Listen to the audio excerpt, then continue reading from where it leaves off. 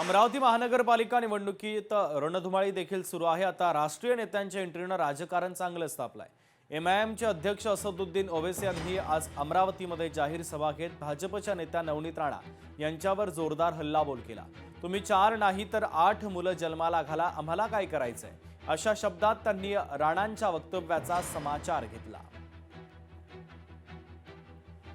तर आपण किमान 3-3, 4-4 मुलं आपले हिंदू लोकांनी केले पाहिजे। या ज्या पद्धतीने डॉमिनेट करण्याचा प्रयत्न करत आहे बोलून, तर मला वाटते की आपणही हिंदुस्थानमध्ये या भूमीमध्ये जन्माला आलो आहे। त्यांचा विचार आहे या हिंदुस्थानाला पाकिस्तान बनवण्याचं। एवढे संख्याने पोरं मुलं पैदा करून तर आपण एक मुलांवर का संतुष्टी करत आहे? 4-4, 3-3, 4-4 मुलं आपणही सुद्धा केले पाहिजे। त्याच्यामध्ये काही दुम्मत आपण कोणी ठेवली नाही पाहिजे। 19 पैदा करे तुम 4 नहीं तुम भी 20 पैदा करना। तुम्हारे को भगवान का वास्ता तुम भी 19 या 20 पैदा करना। ये क्या है, मजाक है? हर चीज में अरे जालिमों पढ़ो, तुम अगर थम्स अप है तो थम्स अप का इलाज मेरे पास नहीं है।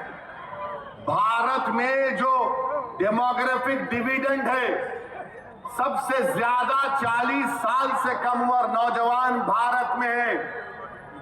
दुनिया में किसी मुल्क में ऐसी नौजवान आबादी नहीं है। 60% आबादी भारत की 40 साल से कम उम्र की है। त्यांना माझा प्रश्न राहणार आहे की जेव्हा त्यांना म्हणतोय आपण की संविधान पुढे राहील की इस्लाम राहील, तर ते सरळ म्हणतात इस्लाम पुढे ठेवू, संविधान आम्ही पुढे ठेवणार नाही। आम्ही या मातीचे माणसं आहे आणि इथे जन्माला आलो आणि त्याच्यासाठी शेवटचा श्वासी सुद्धा या हिंदुस्थानसाठी देणार आहे। आणि त्यांना विचारा, त्यांना माझा प्रश्न है कि भारत माता की जय बोलो, वंदे मातरम बोलो और इस्लाम को पीछे रख के संविधान को आगे रखो। हम रखते हैं, तुम भी रख के दिखाओ।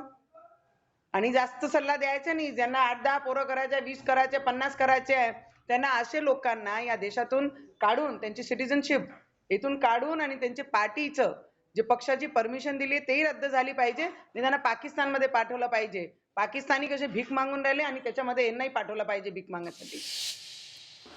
शहराची शांतता बिघडवण्याचा प्रयत्न करू नका, आम्ही हिंदू जशास तसं उत्तर देऊ, मंत्री संजय शिरसाट यांनी ओवैसींना इशारा दिलाय।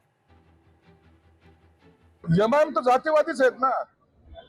हे हैदराबादचे नवाब या ठिकाणी येऊन इथलच्या मुसलमानाची माथी भडकवण्याचं काम हे करणार आहेत। प्रसंगी हे लोक दंगलही घडवतील, प्रसंगी हे लोक कुणावर हल्ला सुद्धा करतील। पोलिसांनी याची काळजी घेतली पाहिजे, कारण की यांना जातीवादाशिवाय इलेक्शन जिंकता येणार नाही। यांना हे हिंदू मुस्लिम करायचंच आहे। म्हणून हिंदूंना सुद्धा सांगतो की तुम्ही सुद्धा सावध राहा, उत्तराला प्रत्युत्तर द्यावं लागेल। मग ही भूमिका जर आम्ही घेतली तर त्यात काही गैर पण नाही। लोकशाही मराठी ऐका, पहा, जागरूक रहा।